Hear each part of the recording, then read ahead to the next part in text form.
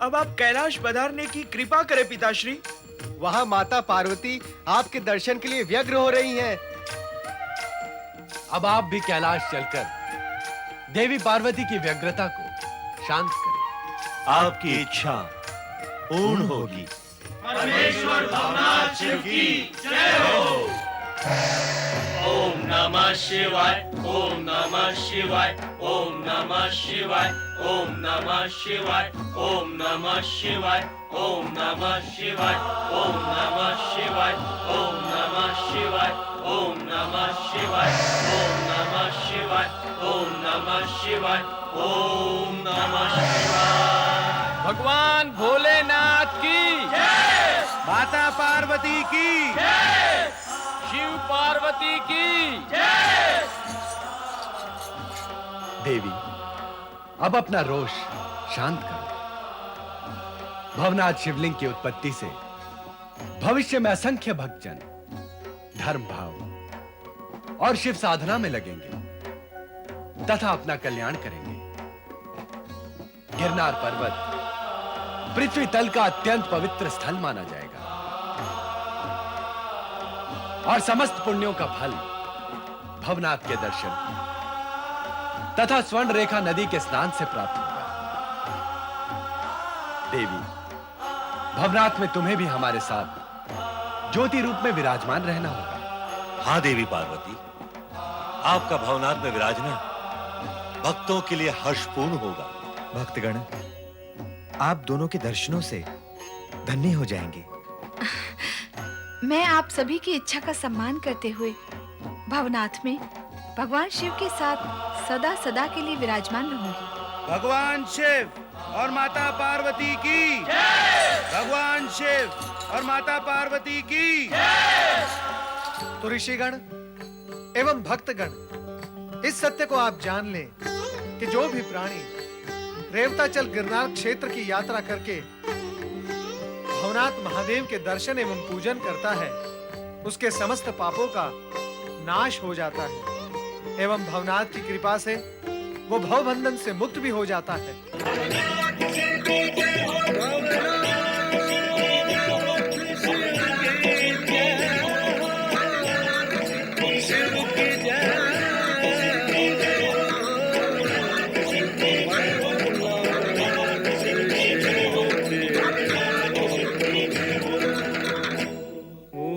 निस्संदेह इसमें कोई अतिशोक्ति नहीं कि भगवान शिव के दर्शनों से जन जन का कल्याण होता है। इसीलिए तो भगवान शिव के महात्म्य के अनुसार ऋषि एवं भक्तगण देवर्षि नारद के प्रति कृतज्ञ भाव से भर गए और फिर देवर्षि नारद सदा की भांति तीनों लोकों की स्थिति का अवलोकन करने हेतु विचरण करने निकल गए, जहां एक दिवस अचानक ही उनकी भेंट अपने पुराने मित्र पर्वत मुनि से हो गई।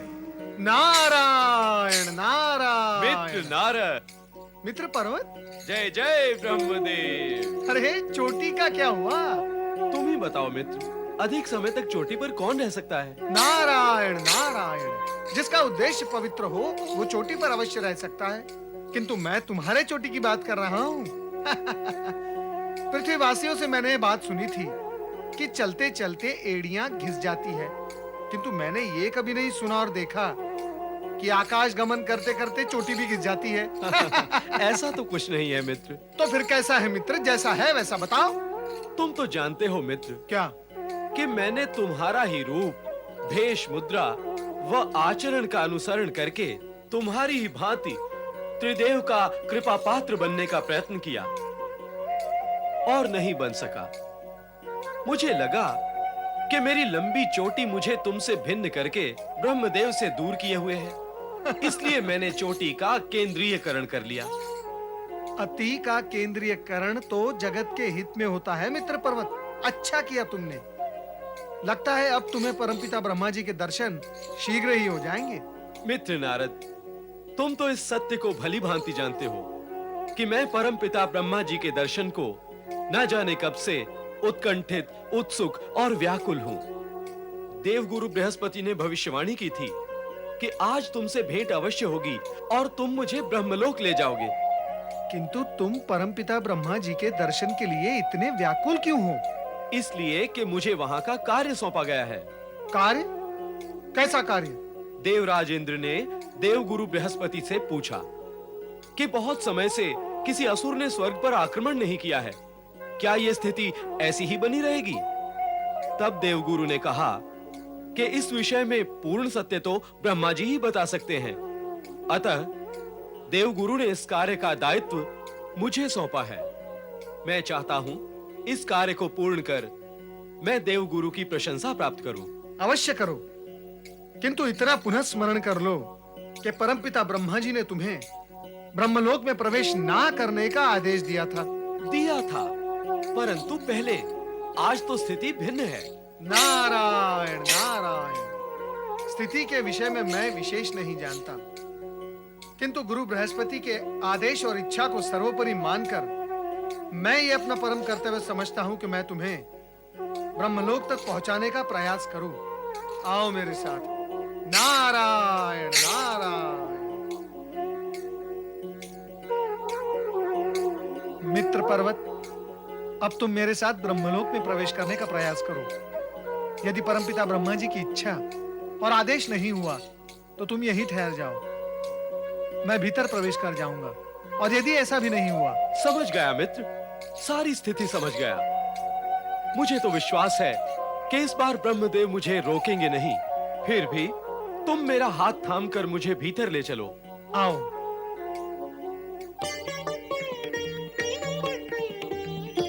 परमपिता ब्रह्मा जी की जय हो।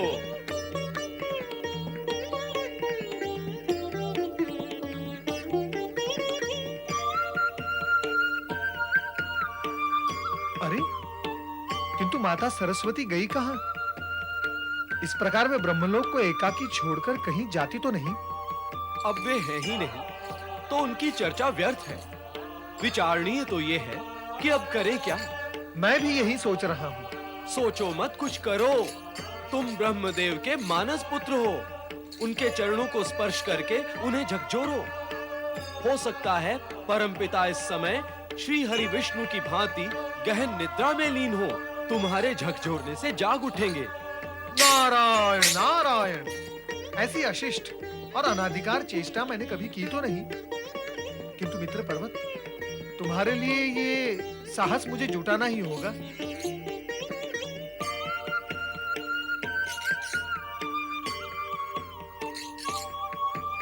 परमपिता, परमपिता,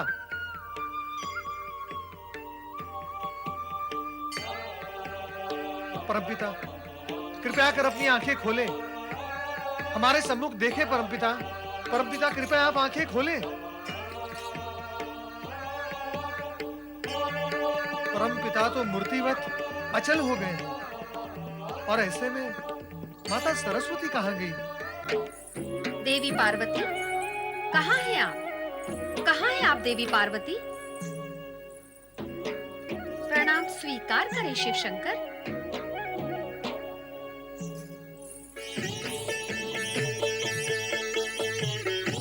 देवी सरस्वती को प्रणाम। नंदी महाराज, देवी पार्वती कहाँ हैं? माता पार्वती तो भगवान भोलेनाथ से आज्ञा लेकर शक्ति ध्यान के लिए एकांत स्थान पर गई हुई हैं। अब तो उनके लौटने का भी समय हो चुका है।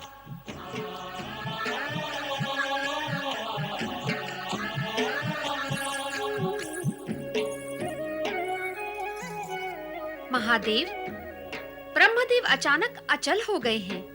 बार बार पुकारने और झकझोरने पर भी नहीं जागते। उनके इस तरह जड़बंद होने से सृष्टि निर्माण की सारी गतिविधियां थम गई हैं। मैं बहुत चिंतित हूँ, इसीलिए आपकी शरण में आई हूँ।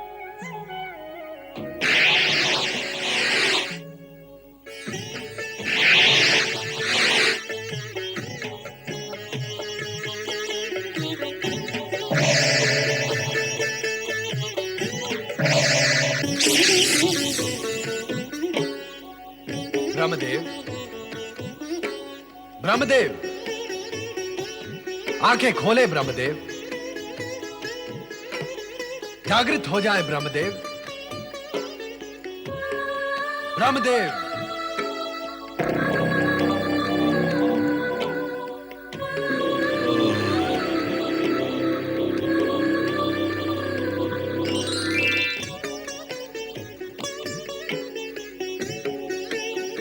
भोलेनाथ,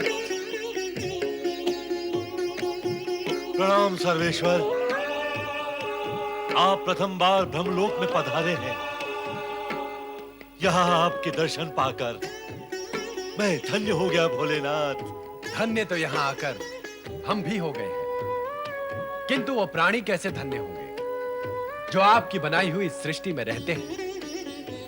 सृष्टि के रचनाकर होते हुए भी ऐसी गहरी निद्रा में लीन हो जाने का क्या कारण हो सकता है ब्रह्मदेव?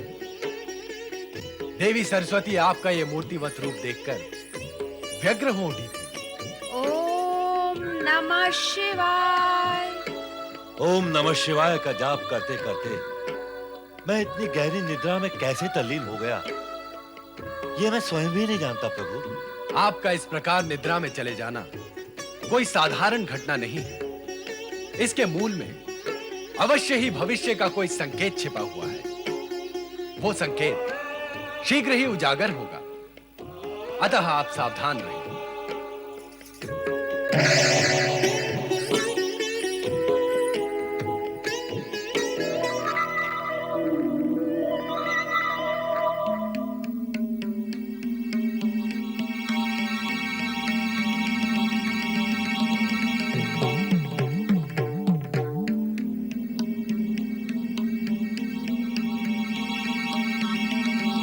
ये सिंदूरी मानव पुत्र कौन है ब्रह्मदेव, और कहां से आया है ये? देवी, मैं परमपिता ब्रह्मा जी के जुमाई से उत्पन्न सिंदूरी हूँ। मैं इनके पुत्र का समान हूँ। इन्हें देखते ही मेरे मन में अनेक प्रकार की महत्वाकांक्षाएं जागृत होने लगती हैं। कैसी महत्वाकांक्षाएं सिंदूरी मानव? आपका पुत्र होने के नाते मुझे त्रिलोक में सर्वोच्च शक्ति प्राप्त होनी चाहिए। मुझे सर्वोच्च शक्ति का वरदान दे परमपिता। सर्वोच्च शक्ति पाकर तुम क्या कार्य करोगे पुत्र? इस शक्ति को पाकर मैं जगत का कल्याण करूंगा माता। ब्रह्मदेव को कहीं भी जाने की आवश्यकता नहीं पड़ेगी। इनकी आज्ञा पाते ही मैं वो सब कुछ करूंगा जो ब्रह्मदेव चाहते हैं। तुमने हमें प्रसन्न किया है पुत्र सिंदूरी। हम तुम्हें वरदान देते हैं पुत्र कि तुम में तीनों लोगों को वश में करने की अद्भुत सामर्थ्य एवं क्षमता होगी। तुम्हें देव, दानव, मानव, यक्ष, किन्नर किसी से भी किसी भी प्रकार का भय नहीं होगा। तुम इस जगत में सदा निर्भय एवं स्वतंत्र होकर विचरण कर सकोगे। किंतु परमपिता, मैं अपने सर्वोच्च शक्ति का परिचय कैसे प्राप्त करूंगा? तुम जिस किसी को भी अपनी भुजाओं में जकड़ लोगे उसके शरीर के सैकड़ों खंड हो जाएंगे, वो जीवित नहीं बचेगा। मैं आपका अद्भुत वरदान प्राप्त करके धन्य हो गया परमपिता।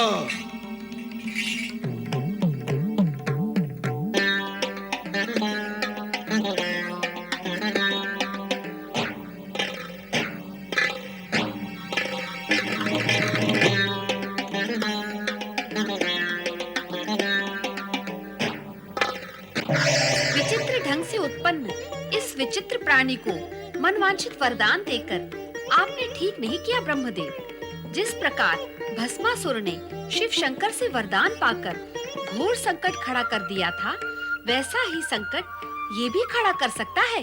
चिंता न करो देवी, कारण कि हमारा योग निद्रा से तंद्रा में लीन होना, शिव के दर्शन करते समय जमुहाई आना, फिर इससे सिंदूरी का उत्पन्न होना और अनायास ही हमारा वरदान देना, ये सब यही संकेत करते हैं कि होनी को टाला नहीं जा सकता। जो होना है वो होकर ही रहता है। इसलिए हमसे उत्पन्न सिंदूरी के लिए चिंता नहीं, शुभ कामना प्रकट करो। ये केवल आपका विचार है। इस विषय में अन्य देवगण क्या सोचते हैं, ये तो समय ही बताएगा।